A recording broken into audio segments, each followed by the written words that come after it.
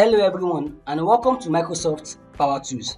In this video, I will show you how to interpret a scatter plot and how scatter plot can influence your business decision. Let's take this as an example. We have ABC Transportation Company. They receive several complaints on their buses at different hours on a Monday. So they want to investigate if the number of complaints they receive from customers were as a result of the number of buses they currently ran on that day. So the company carried out a study comparing the average number of buses per hour on a Monday and the number of complaints they receive on that day. Let's examine this plot. They plotted the number of complaints against the average number of buses available. To better understand this plot, let's move to the notebook section. Okay, here we are. This is your x-axis, and this is your y-axis. This hour is called your legend,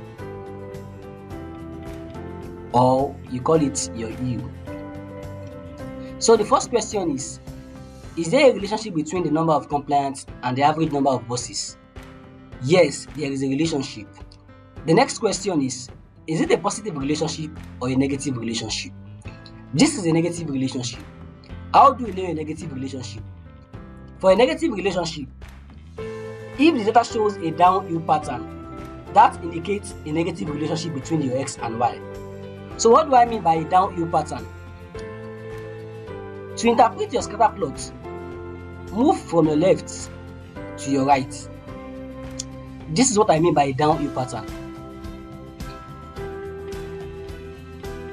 When moving from your left to your right, if you observe this pattern, this means that there is a negative relationship between your X and your Y.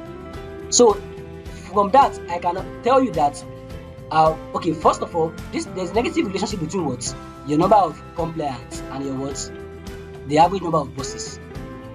So that means that the higher the number of complaints, the lower the average number of buses. The higher the number of complaints, the lower the average number of buses. That means as your X increases, your Y decreases. So based on that, what can I observe from this plot that would help my business decision? First of all, we know that the higher the number of complaints, the lower the number of average buses. And secondly, we can say that there is a lot of complaints, or there's a lot of complaint around 8 a.m. or let me say around these 3 data points. So the peak of the complaint is around what? Look at this blue color code. This is your 8th hour, and this one is your 16th hour, and this is your 17th hour. So there's a lot of complaint around these 3 guys. So what else can I also infer from this plot? The peak of the complaint happens around the 17th hour.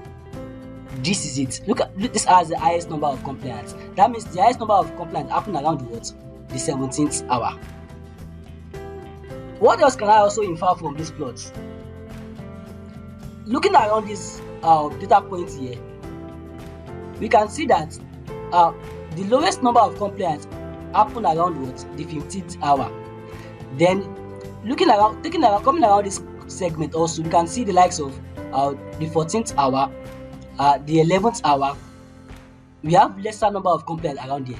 That means that more buses need to be deployed due to people going to work, because we can see that those complaints are coming around when people are actually probably going to work, like 8 a.m. People are actually probably going to work, or people are leaving the work, or people are leaving their work, like the 16th hour and the 17th hour.